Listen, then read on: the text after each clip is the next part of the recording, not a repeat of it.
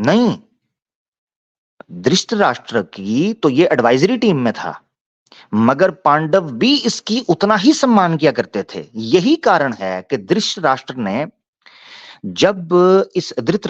जब इस जंग को रोकने का प्रयास करना चाहा, तो युधिष्ठिर के पास उसने इसी ऋषि को भेजा था जिसका नाम है संजया। इतना बड़ा रोल है इस बंदे का। और खुफिया तौर पर मीटिंग करवाने के तौर पर कहा कि इस जंग को रोक दो यार, नई लड़ाई करो, बड़ा खून खराबा होगा। और इस बंदे का बड़ा सम्मान करके दूसरी साइड के किंग ने उनको वापस भेजा और सम्मान किया। इसलिए यह बंदा कंट्रोवर्शियल नहीं, बल्कि ये यूं समझ लें कि ऐसा बंदा है जिसके ऊपर सब एतमाद करते थे, सबका कॉन्फिडेंस था।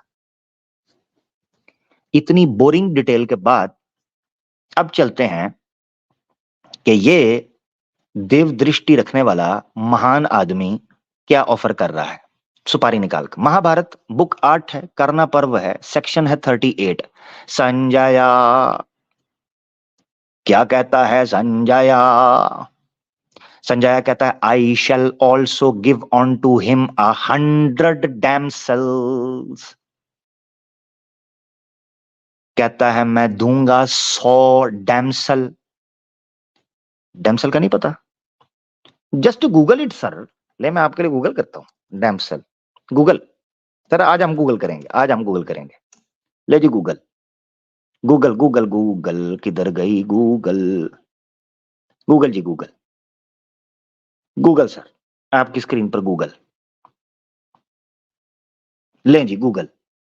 ए देखो सनातनियों, गूगल बड़ी पसंद है आपको। ए देखो, डैमसल किसे कहते हैं? यंग अनमैरिड वुमेन, कच्ची कली, कुंवारी। हाँ जी, लो जी, कच्ची कली। ए देखो, damsel in distress. Google Google sir. अब आ जाए रेफरेंस के ऊपर।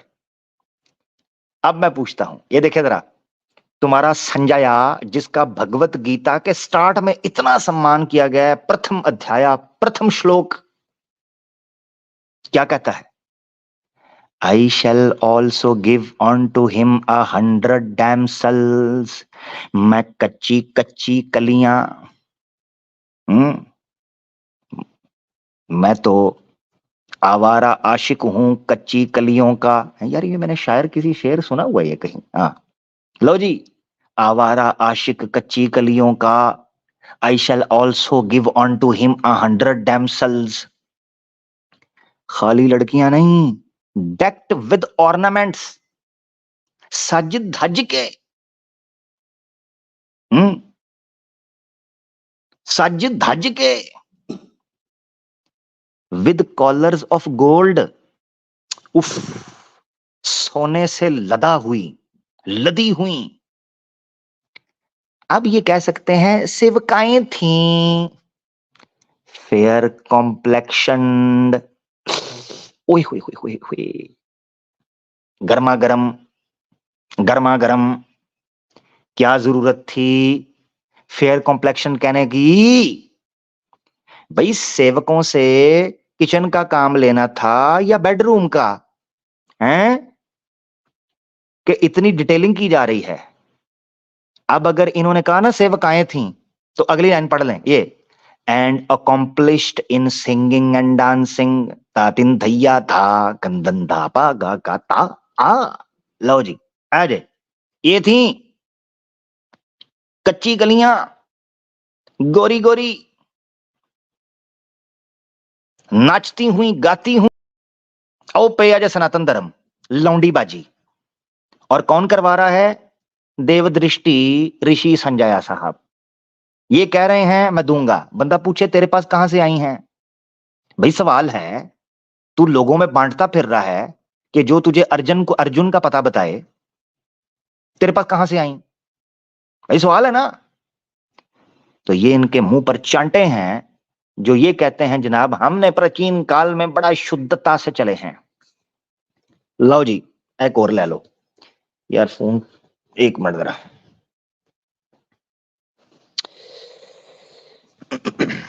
रुकें जरा। एक मिनट रुकना जरा, मैं ना थोड़ा सा चेंज कर लूं, से रुके जरा।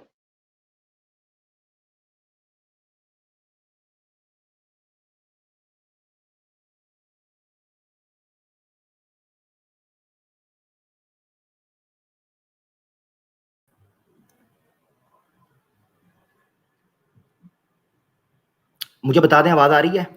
मैं लैपटॉप से आ गया हूं जरा, मुझे बता देना दोस्तों कि आवाज आ रही है।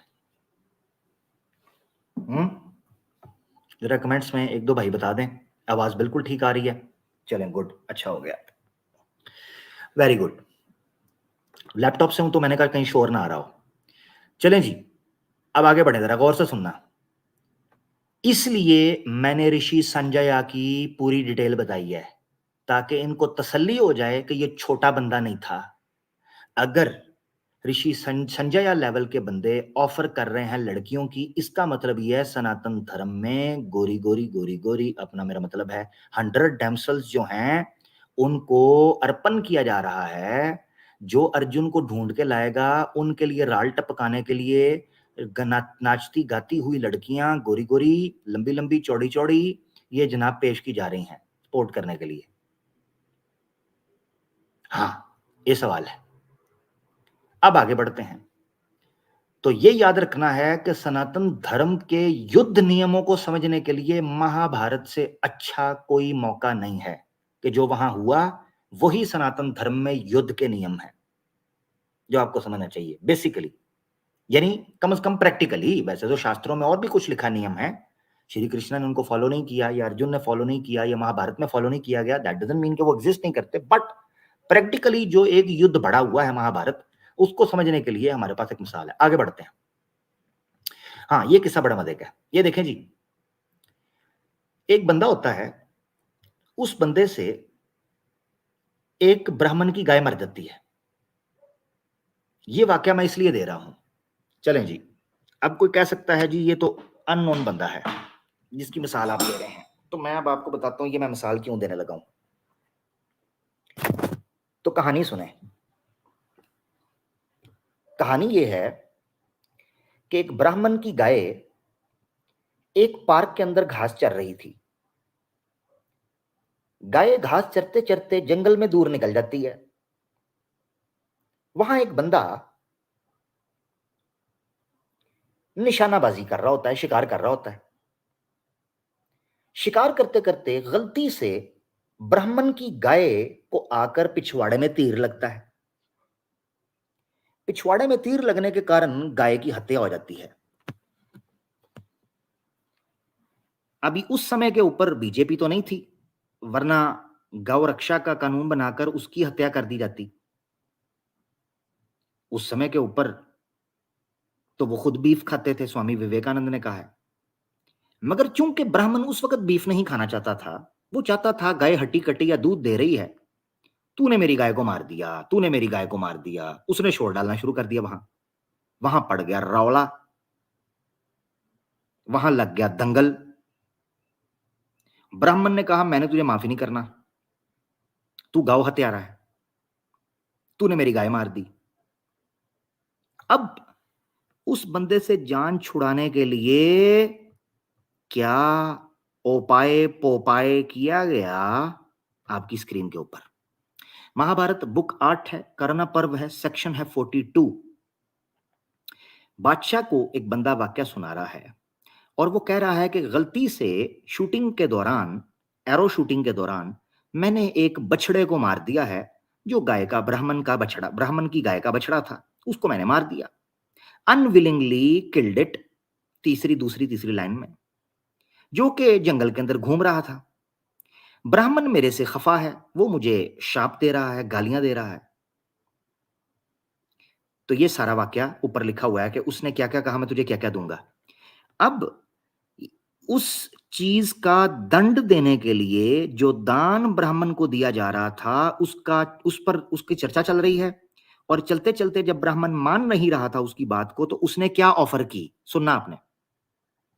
The Brahmana would not be gratified, और ruler of Madras, I was then for giving him 700 elephants, second last line, 700 हाथी of large tusks, लंबी सूंड वाले, and many hundred of slaves, male and female, सैकड़ों की तादाद में दासियां देना चाह रहा था, जो मर्द भी हों, पुरुष भी हों और महिलाएं भी। दासियां किसको? ब्राह्मण को। दैट फॉरमोस्ट ऑफ ब्राह्मणा would not still be gratified. ये मिसाल मैंने क्यों दी है, अब आपने समझना है। एक ब्राह्मण को दंड के तो, यानी एक ऐसे बंदे को जो जिसने को पाप कर दिया है, तो एक ब्राह्मण को वो व्यक्ति दंड के तौर पर दासियां दान कर रहा है, मगर वो ब्राह्मण फिर भी नहीं मान रहा क्योंकि गाय मर गई है। इसका मतलब पता है क्या है? इसका मतलब ये है कि महाभारत के समय पर दासियां और दास पापों के दंडों से मुक्त होने के लिए दिए जाते थे। ओए होए होए होए होए। अब आपने सुना है, अब इसको आपने समझना है। ये मैं बात क्यों स्ट्रेस देकर कर रहा हूं और क्यों इस मिसाल को पेश किया। आपको अक्सर पता है, इस्लाम के ऊपर स्लेवरी के इशू के ऊपर एक एतराज ये भी किया जाता है कि जनाब देखें कि इस्लाम में जनाब कहा जाता है कि इतने गुलाम आज़ाद कराने की सवाब, इतने गुलाम आज़ाद कराने का सवाब, इतने गुलाम आज़ाद करवाने का सवाब। इससे पता चलता है कि इस्लाम में स्लेवरी को प्रमोट किया जाता है, क्योंकि जी वरना तो स्लेव को आज़ाद, अगर इस्लाम स्लेवरी के खिलाफ होता तो कभी भी ना कहता कि फलां स्लेव को आज़ाद कर दो तुम्हें इतना सवाब मिलेगा। तो जारी बात है, लोग सवाब लेने के लिए स्लेव पास रखेंगे। जैसे को बंदा कहे कि अल्लाह के रास्ते में माल खर्च करने का सवाब है, तो माल होगा तो खर्च करेगा ना। इसी तरीके से अगर कोई इस्लाम पर यह आरोप लगाए कि स्लेव होंगे तभी तो आज़ाद करेंगे, दैट मीन्स इस्लाम स्लेवरी को प्रमोट करता है, तो भाई ये तुम्हारी महाभारत के अंदर लिखा है कि ब्राह्मण को खुश करने के लिए ये प्रथा मौजूद थी, ये रीत रिवाज मौजूद थी कि वो कह रहा है कि मैं सैकड़ों की तादाद के अंदर स्लेव दान कर दूंगा अपने इस पाप से मुक्त होने के लिए, इसके दंड के रूप में मैं दे दूंगा। ये भी तुम्हारे सामने चीज समझ आ रही है। इससे भी पता चलता है कि महाभारत के समय पर उस काल में दास और दासियों को दान में देना और स्पेसिफिकली ब्राह्मणों को देना क्यों, ये पिछली एपिसोड के अंदर मैं बयान कर चुका हूं कि अग्नि पुराण के अनुसार अध्याय 217 216 उसके अनुसार, या अगर मैं गलत ना कर रहा हूं तो आप दोबारा वहां जाकर देख सकते हैं कि अध्याय कौन सा था एग्जैक्ट।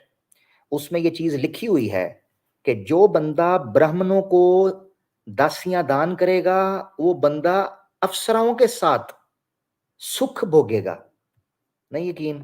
चलो दिखाई देता हूं यार, दोबारा रेफरेंस देख लें ताकि फिर कोई गलत फहमी ना रहे। वैसे तो पिछली स्ट्रीम जिन्होंने देखी है उसमें मैं दिखा चुका हूं, मगर दोबारा दिखाने में इसलिए हर्ज नहीं है कि अगर कोई लोग नए आए हैं तो उनको इंटरेस्ट डेवलप होना चाहिए कि पिछली स्ट्रीम के अंदर हमने क्या डिस्कस किया। ये अग्नि पुराण है, इसका चैप्टर मुझे भी कंफर्म हो जाएगा 216 219, मेरे ख्याल से 216 217 नहीं है, इसलिए मुझे शक पड़ा है कि कुछ मैं गलत कर रहा हूँ। 14 ये 211, ये देखें जी, अग्नि पुराण अध्याय 211 सफा है 401। ये देखें क्या लिखा हुआ है और श्लोक है 29 से 39 तक। ये देखें, श्रेष्ठ ब्राह्मणों को दासी दान करने वाला अप्सराओं के लोक में जाकर सुख को भोग करता है। सुख के पा भोग करता है, सुखों पा भोग, ठीक है सॉरी, सुखों पा भोग करता है।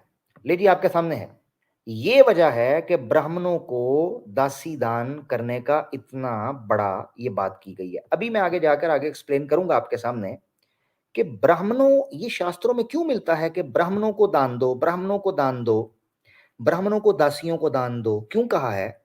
इससे पता चलता है कि सनातन धर्म ब्राह्मणों ने इजाद की है, ये मैन मेड है सनातन धर्म, और इनके शास्त्र सारे के सारे मैन मेड हैं। क्योंकि साफ पता चलता है कि ब्राह्मणों की इस पर छाप है, क्योंकि ये कहा जा रहा है कि ब्राह्मण को सारा कुछ ही दान कर दो, पैसे भी ब्राह्मण को दो, औरत को भी ब्राह्मण को दो, ब्राह्मण किसी के साथ भी व्यभिचार कर ले उसका कोई दोष नहीं। इसी अग्नि पुराण के अंदर, मैं किसी दिन और रेफरेंस दूंगा, इसी अग्नि पुराण के अंदर लिखा हुआ है कि ब्राह्मण कितना ही दोषी क्यों ना हो, कभी उसका अपमान नहीं करना। ये भी दिखा दूंगा कि आपने उसके खिलाफ नहीं जाना, इसी अग्नि पुराण में लिखा हुआ है। ये वजह है कि मैंने आपके सामने ये ब्राह्मण को खुश करने के लिए लौंडिया बाजी को जो पेश किया गया, इसको मैंने महाभारत से पेश किया, आपके साथ प्रैक्टिकल है। लो जी, यहीं पर बस नहीं, एक और हैवी बंदे की मिसाल ले लो। आपको पता होगा द्रौपदी एक पांचाली जिसे बोलते हैं, एक ऐसी औरत है जिसके 5 पति थे। कोई बता सकता है उसके एक पति का नाम बी से शुरू होता है, उसका कोई नाम लिख सकता है? द्रौपदी के 5 पतियों में से एक का नाम बी से शुरू होता है या ब से, हिंदी के अंदर लें तो ब, बताएं जरा। ब से, हाँ भीमा, भीमा ये है। और भी किसी ने लिखा है भीमा, ऊपर भी लिखा था किसी ने, सबने बहुत तेजी से, माशाल्लाह क्या बात है। भीमा, भीम, क्लियर हो गया? इस शख्स के अच्छा होने के बारे में किसी को शक है?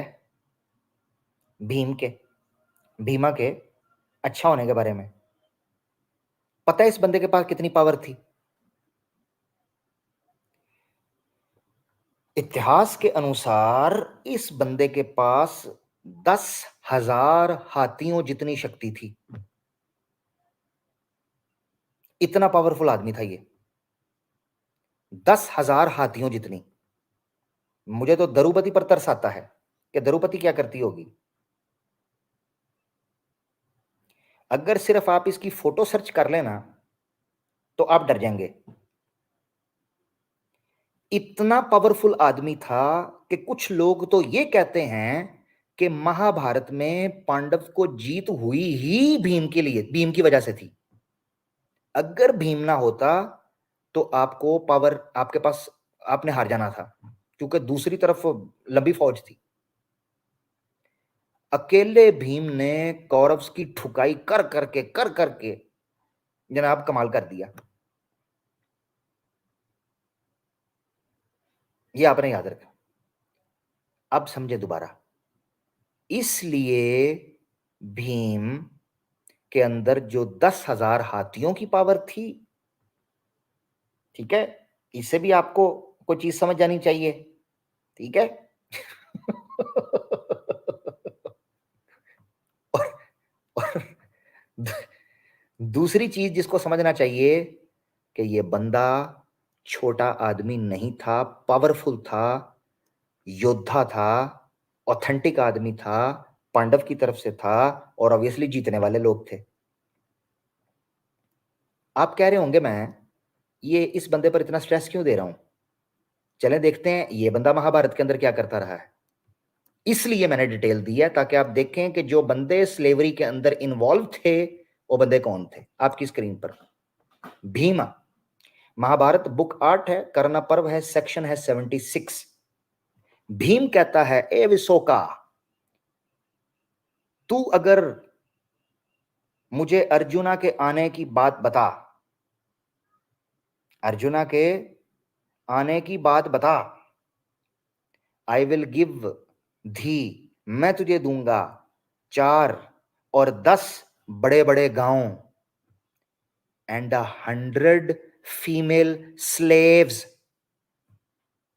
ए भीमा कह रहा है, तुम्हारा योद्धा। जानकर हैरानगी होगी, उसने मेल स्लेव्स नहीं कहा, फीमेल स्लेव, 100 की 100। कहता है मैं 100 लड़कियां तुम्हें दान दूंगा, तोहफा दूंगा, एंड 20 कार्स।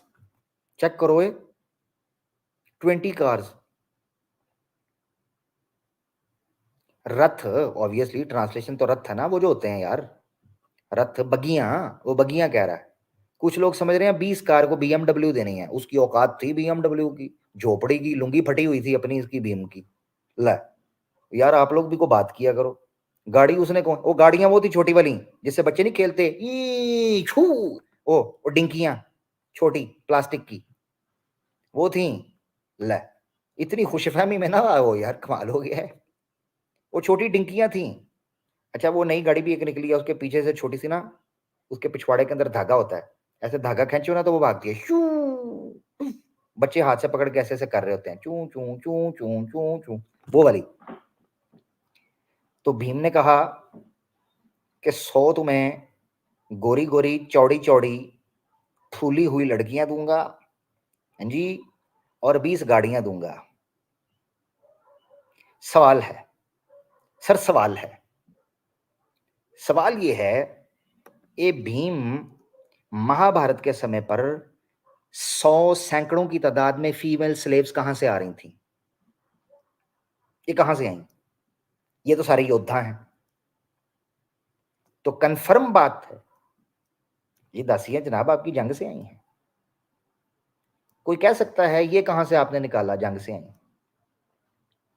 तो चलें अब आपको मैं सबूत देने लगा हूं कि ये जंग से आई थी। ये नहीं, ऑब्वियसली ये जो भीम कह रहा है मैं तुझे दूंगा, मगर ये जो देने की बात हो रही है इसको आपने समझना है कि जब कोई बंदा ये कहता है ना मैं तुझे दूंगा, उसका मतलब ये नहीं है कि उसके पास स्टॉक में पड़ी हुई है। उसका मतलब ये है मुझे पैसा, जैसे मिसाल के तौर पर बंदा कहता है कि यार 5 लाख तो देना, दूसरा कहता है यार मेरी ना एक जगह से पेमेंट आनी है, आती है तो मैं तुझे दूंगा। उसका मतलब ये नहीं उसके पास है, वो कहता है जब मेरे पास आएंगी मैं तुझे दूंगा। यही चीज, यही वचन ऐत्रेय ब्राह्मण के अंदर एक राजा ने किया था। उस राजा ने भी ये कहा कि अगर तू मुझे अश्वमेध, क्योंकि वो जंग पर निकलने लगा था, उसने कहा अगर तू मुझे बुलाएगा तो मैं जाकर जंग लड़ूंगा, ठीक है, गरीब बात है, और फिर मैं तुझे बड़ा दान दूंगा। तो आनी तो जंग से थी, जैसे पैसे आए तो फिर बंदा देता है। अब कोई कह सकता है यार कि कहां लिखा हुआ है कि ये जंग से आई थी, जंग से जीती गई थी? लो आ गया जो सबूत। अब आपको पता चलेगा कि संजया के पास जो देव दृष्टि थी, जिससे वो फ्यूचर देख सकता था, जिससे वो प्रेजेंट सिचुएशन को अपने बंद कमरे के अंदर घर में बैठकर देखकर धृतराष्ट्र राष्ट्र को अपने कैंप के अंदर बैठकर बता रहा था कि जंग में ये चल रहा है, ये चल रहा है। जब उसने जंग की सूरत हाल बयान करते हुए बताया कि जंग जीतने के बाद वो लोग क्या कर रहे हैं, तो आपको पता चलेगा लौंडियां कहां से आई थीं। On your screen sir, on your screen, Mahabharata book 9 Shalya Parva section 62। संजया बयान करते हुए कहता है अपनी देव दृष्टि से, उसने कहा कि वो योद्धा अब अंदर दाखिल हो चुके हैं, वो जंग जीत चुके हैं, और उनके पास तुम्हारे सेनापतियों की, योद्धाओं की हर चीज आ रही है, जिसमें हीरे जवाहरात हैं, आए लूट का माल, पिछवाड़े आए आए, पिछवाड़े स्क्रीन स्क्रीन, गैंग, ये तुम्हारे साथ गैंग बैंग कर रहा हूं मैं, स्क्रीन पे देखो सुकून से, लूट का माल आ गया। अब वो जीत चुके हैं, अब सोने भी ले गए हैं, मच वेल्थ भी ले गए हैं, and they also obtained silver and gold and James, सोना चांदी जवाहरात, एंड पर्ल्स मोती, एंड मैनी कॉस्टली ऑर्नामेंट्स, और बहुत महंगी चीजें, ब्लैंकेट भी ले गए, जहेज का सामान, स्किन्स, जो कारपेट होते हैं उस टाइम पर स्किन्स इस्तेमाल होती, चमड़े शेर का, रीछ का, बकरी का, ये वो चमड़े भी ले गए। अब स्क्रीन पर येलो वाला देखो, येलो वाला, ये क्या कहते थे? दुश्मन की स्त्रियों पर किसी का अधिकार नहीं होता, यही बोला था, हैं? यही बोला था। जंग के अंदर लूट का माल, गुलाम नहीं बनाए जाते थे। ये देखो गुलाम कहां से आते हैं, and in numerable slaves, male and female. देख देख देख देख देख स्क्रीन पर, खोती के पुत्र सनातनी इस्लामोफोब, देख कहां से आ रहे थे। जो हजारों और लाखों की तादाद में तुम ब्राह्मण को दान करते थे, वो लौंडियां और लूट का माल कहां से आ रहा था। Innumerable slaves, male and female, and many other things necessary for sovereignty, having obtained that inexhaustible wealth belonging to thee. Check. माल किसका था, गुलाम किसके थे, लड़कियां किसकी थीं, औरतें किनकी थीं, स्त्रियां किनकी थीं, माल दौलत, सोना चांदी, हीरे मोती, ब्लैंकेट, बेडशीट, टिश्यू पेपर, हाँ जी, सेफ्टी बॉक्सेस, समझदार हैं आप जवान। वो किनके थे, किनके थे, दुश्मन के। इसका मतलब यह है कि सनातन धर्म में प्रैक्टिकली युद्ध के अंदर वही हुआ जिसका वर्णन मैं पिछले 2 अध्यायों के अंदर कर बैठा हूं मेरे दर्शकों, मैं कर चुका हूं। शत्रु की स्त्रियों को ठोका ठुकाई, सनातन धर्म के अंदर मिल बैठ के खाई। ये है लूट का माल, लूट का माल, लौंडीबाजी। ये है युद्ध नियम सनातन धर्म के अंदर। मैं अपनी बात नहीं कर रहा, आपकी महाभारत भाई, मैं नहीं अपनी बात कर रहा। अब आगे बढ़ते हैं, अभी तो बड़ी मिसालें हैं यार, मैं देख रहा हूं। अब आपको एक बंदे और से मुलाकात करवानी है मैंने, मिलना चाहेंगे एक और बंदे को, मुलाकात करवाएं आपसे, ताकि ये कल को ये ना कह सकें ये छोटे बंदे थे, हम नहीं इनको जानते। करवाएं जी आपसे मुलाकात, चलें करवाते हैं, आज चलें आपकी एक मुलाकात बंदे से करवाते हैं। किधर गया है, चलें जी। एक बंदा कहता है रहने दें, हाँ मैं तुम्हारी सुनता हूं जी। अच्छा, ये देखें जी, पहले स्क्रीन पर देखें, ग्लोरियस हिंदुइज्म, और ये देखो बेचारे गणेश की मुंडी काट के इधर भी मुंडी काट दी है। भाई लगाना है तो पूरा गणेश लगाओ, ल इधर भी मुंडी काट के लगा दी लोगों के अंदर। यार कहीं तो उस बेचारे के सर के साथ धड़ रहने दो, ये मेरे 2 हाथ जुड़े हैं, तुम्हारी मेहरबानी, कहीं तो उसका धड़ रहने दो। ना बाप रहने देता ना तुम रहने देते हो। भी इतना सा उसका टिड्डा है नीचे से, टिड्डू, उसका पेट भी डाल देते बीच में छोटा सा, उस गोलू का लड्डू का तौन डाल दी है, बेशरम। अच्छा आगे देखिए,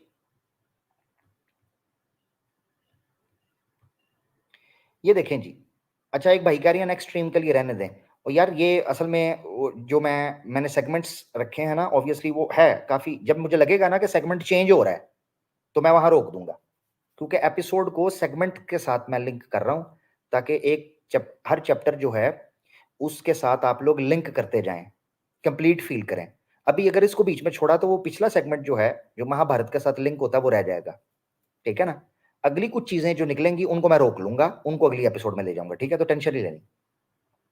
चलें एक बंदे से आपको मिलवाता हूं, ये है ग्लोरियस हिंदुइज्म साइट।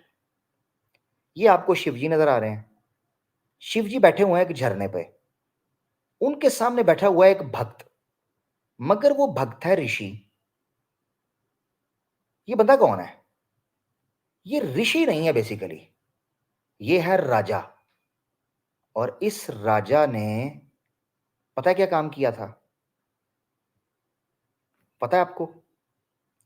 आज इस पृथ्वी के ऊपर गंगा नदी, गंगा नदी जो इस वक्त आपको इस धरती पर चलती और बहती हुई दिखाई दे रही है, जिस बंदे ने स्वर्ग लोक से और पर्वतों पार जाकर, बाहर निकलकर, अंतरिक्ष में जाकर, आसमानों पर जाकर, दूसरे लोकों पर जाकर गंगा नदी को इस धरती पर उतारा था, ये वो शख्स है।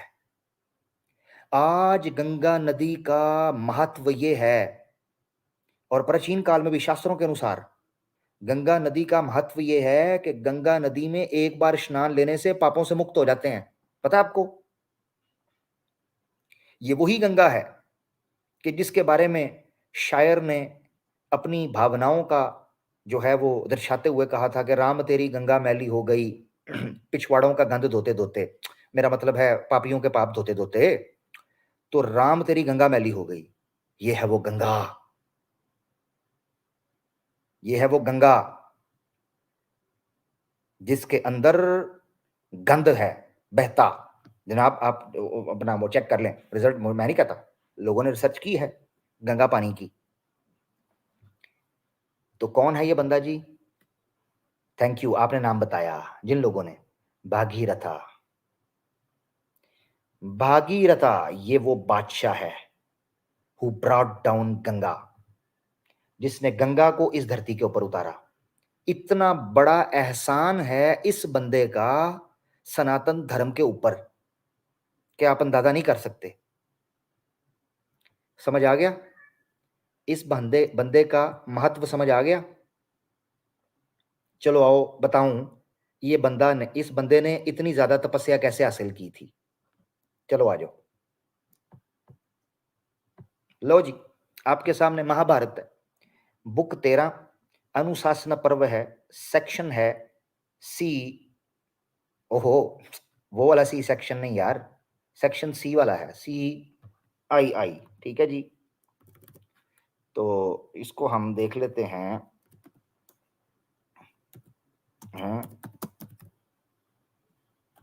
ये बन जाएगा, जस्ट गूगल इट यार, 103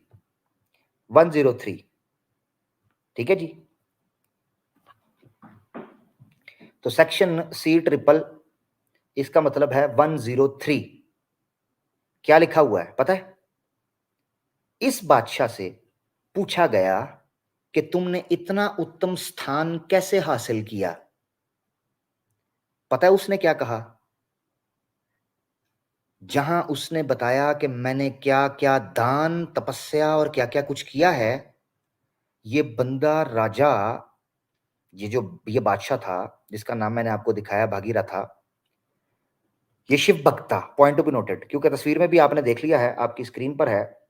ठीक है, आपने देख लिया है कि ये शिव का भक्त था, जो आप अपनी स्क्रीन पर देख सकते हैं। ये देखें, ये शिव भक्त है, तो नॉर्मल बंदा भी नहीं है। इस बंदे ने जहां दूसरे काम किए थे, वहीं इसने ब्राह्मणों को हजारों दास और दासियां दान में दी थी। क्या मतलब हुआ? इसका मतलब यह है कि द्वापर युग में, महाभारत के समय पर, स्लेवरी अपने उरूज पर थी, अपने उरूज पर। और वहां लोग, बड़े बड़े राजा दान देते थे ब्राह्मणों को, मर्द भी औरत भी, दास और दासियों की शक्ल के अंदर। तो मैं डिटेल में इसलिए आपके सामने रख रहा हूं कि कल को ये कोई ना कह सके कि महाभारत से उस बंदे की बात की है, ये जो बंदा तो कोई पापी था, दुष्ट था। ये याद रखना आपने, आम बंदा नहीं था, ये गंगा को नीचे लेके आया था, यही स्लेवरी फैला रहा है। इसलिए बहुत महत्व है इस आदमी का। अब एक और बंदे से मुलाकात करवाता हूं। इस बंदे से मुलाकात करवाना बहुत जरूरी है, क्योंकि इससे सनातनियों को भी शौक लगेगा। रेडियो सनातनियों, एक और बंदे से मुलाकात करवाता हूं। चलो यार, क्या याद करोगे। हाँ, आपको पता है पांडव और कौरव की जंग थी, उनमें एक ही आदमी था जिसने बहुत बड़ा फैसला लिया, और वो शख्स अपने भाइयों के खिलाफ चला गया। एक ही आदमी था, एक ही आदमी, जो कौरव्स को छोड़कर पांडव के साथ मिल गया था। हालांकि भाई कौरव्स का था, 100 भाई थे ना, सेंचुरी थी, वरदान था। मगर एक भाई छोड़कर पांडव के साथ चला गया था, कौन था बताएं? इसी बहाने थोड़ा सा सीख साख भी लेते हैं।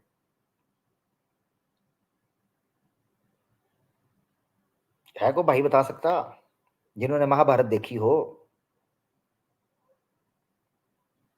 जस्ट गूगल इट सर, क्या हो गया है, जस्ट गूगल इट। चलो सनातनियों को भी आज कुछ स्टोरियां स्टोरियां सीखने को मिल जाएंगी, इन्हें स्टोरियों का बड़ा शौक है सनातनियों को। नहीं यार, नाम नहीं ले रहा कोई,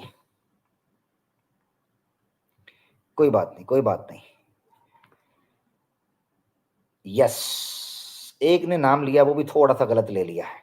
उस बंदे का नाम था युयुत्सु। युयुत्सु, ये तन्हा वो कौरव था जिसने पांडव के साथ जाकर कौरव अपने भाइयों के खिलाफ जंग की। ये अकेला था बेटों में से। सो धृतराष्ट्र के 100 बेटों में से ये अकेला था युयुत्सु, जो चला गया था पांडव के साथ और जाकर इसने अपने भाइयों के खिलाफ जंग की थी। वाकई सही कह रहे हैं भाई, ये नाम किसको याद रहेगा? मगर आज के बाद आपको याद रहेगा ये नाम, क्योंकि ये नाम बहुत गूंजने वाला है। युयुत्सु आपकी स्क्रीन के ऊपर ये देखें, ये भी ग्लोरियस हिंदुइज्म है, ठीक है। Yuyutsu the Kaurava who fought for the Pandavas, ये अकेला कौरव था जो पांडव के साथ मिलकर जंग की अपने भाइयों के खिलाफ। अब सब सोच रहे होंगे कि मैं इस बंदे का रेफरेंस क्यों दे रहा हूं, क्या ताल्लुक है स्लेवरी के साथ इसका? आपको जानकर हैरानगी होगी कि ये धृतराष्ट्र की लौंडी से पैदा हुआ था। निकल गई हवा सनातनियों।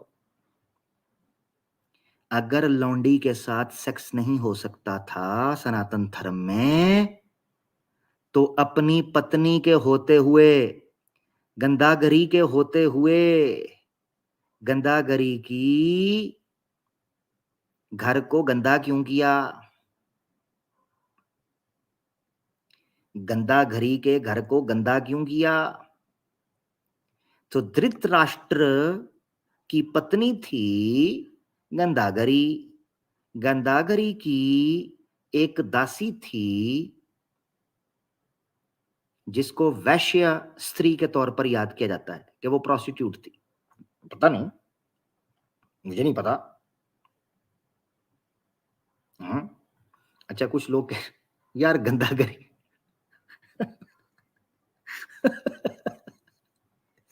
अच्छा, अपनी पत्नी की लौंडी के साथ सेक्स किया, उस गंदागरी धंधागरी जी, उस धंधागरी गंदागरी की लौंडी थी धंधागरी, उसके साथ सेक्स करके युयुत्सु पुत्सु हुआ था। ये पुत्सु युयुत्सु उससे हुआ था। अब हमें अत्यंत खेद है, अगर सनातन धर्म में दासी के साथ सेक्स अलाउ नहीं है, तो धृतराष्ट्र ने अपनी पत्नी की लौंडी के साथ ठोका ठोकाई किस प्रकार की? अब कुछ लोग कवर करते हैं और कहते हैं उसने विवाह किया था। महाभारत में ऐसा कुछ भी नहीं लिखा हुआ। महाभारत में ऐसा कुछ भी नहीं लिखा हुआ कि उसने अपनी लौंडी के साथ विवाह किया था, अपनी पत्नी की लौंडी के साथ, कहीं भी नहीं लिखा हुआ। ठीक है जी। अब आप सोच रहे होंगे यार मैंने ये रेफरेंस क्यों पेश किया, फिर दोबारा सोच रहे होंगे आप, हालांकि टॉपिक के साथ मैं लिंक कर चुका हूं कि ये लोंडी का बेटा था। मगर क्या आपको पता है कि गंगाधरी के होते हुए उसने लोंडी के साथ सेक्स क्यों किया? पता है? आय हाय हाय हाय, आय हाय हाय हाय। अब ये युयुत्सु कई लोगों को याद रहेगा जी। याद रखना चाहिए कि कौरव जो हैं उनमें ये बेटा दूसरे नंबर पर आता है। किसी को पता है कौरव में सबसे बड़ा भाई का नाम क्या है? कोई भाई बता सकता है? नहीं यारा, गूगल ही कर लो। हैं, गूगल ही कर लो यार, क्या करते हो यार, गूगल कर लो। क्या नाम है? बड़ा मशहूर है। हाँ, ये दे दिया भाई ने नाम। यस, ये वाले दुर्योधन। दुर्योधन, यस, दुर्योधन है।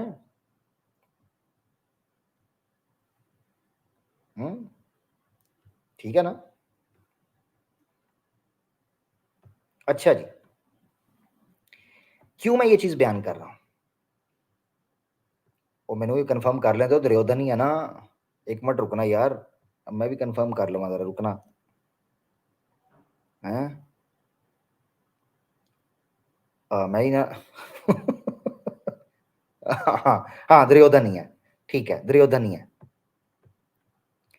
दुर्योधन ही है।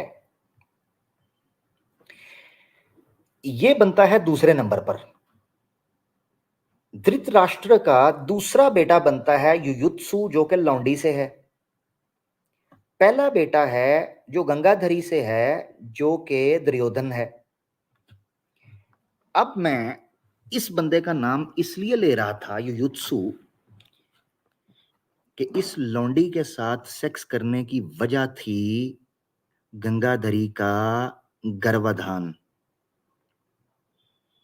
स्टोरी चेक करें आप, जरा सुने। आपने अक्सर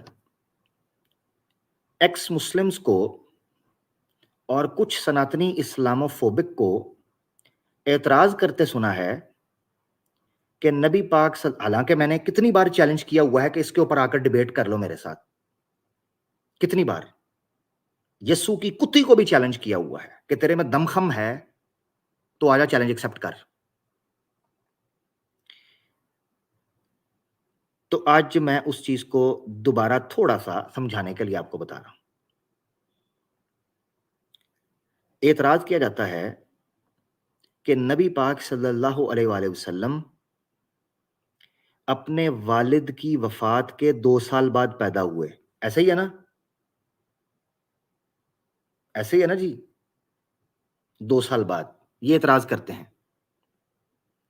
और सनातनियों को लॉलीपॉप दिया गया है कि जनाब हम साबित कर देंगे कि जनाब नबी पाक सल्लल्लाहु अलैहि वसल्लम अपने पिता की वफात के 2 साल बाद पैदा हुए, लिहाजा 2 साल की तो प्रेगनेंसी हो ही नहीं सकती, लिहाजा ये तो मैं डिबेट के अंदर डिटेल में बताऊंगा, सवाल करूंगा, वो तो डिबेट में होगा। मगर लो आज मेरी तरफ से फार्मूला सेट करवा लो, गैरत का कैप्सूल ले लो। आपको पता है युयुत्सु लौंडी से पैदा होने की वजह गंगाधरी की प्रेगनेंसी बनी थी, क्योंकि वहां कुंती से पुत्र पैदा हो गया था और यहां गंगाधरी प्रेग्नेंट होने के बावजूद बच्चा पैदा ही नहीं कर पा रही थी। लो सुन लो, ये आपकी स्क्रीन के ऊपर है, देखो जरा, कितने गई ए, देखो जरा,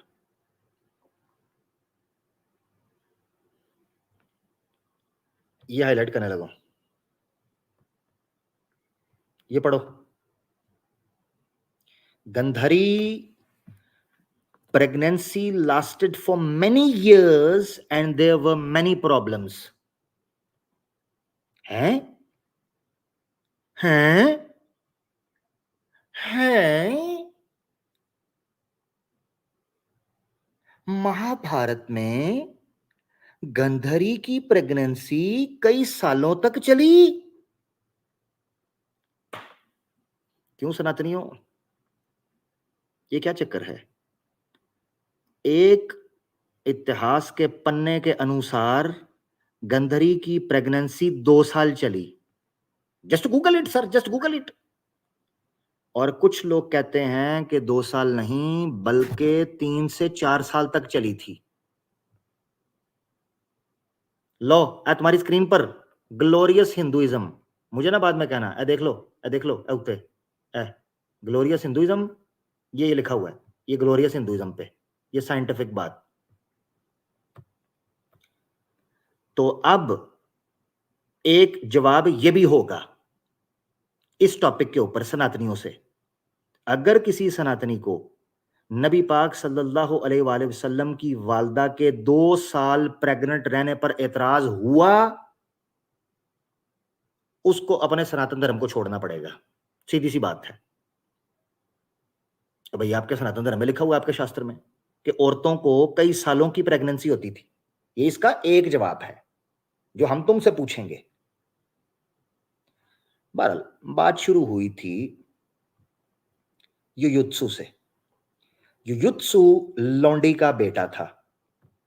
तो अगर सनातन धर्म के अंदर लौंडी के साथ ठोका ठोकाई करने की इजाजत नहीं थी, तो ये युयुत्सु कहां से पैदा हुआ और ये पांडव के साथ जाकर क्यों मिल गया, कौरव को क्यों छोड़ दिया, ये तो एक अलग मसला है। मिल लिया जी एक आदमी से आपने, एक तो ये मैंने मिलवाना था।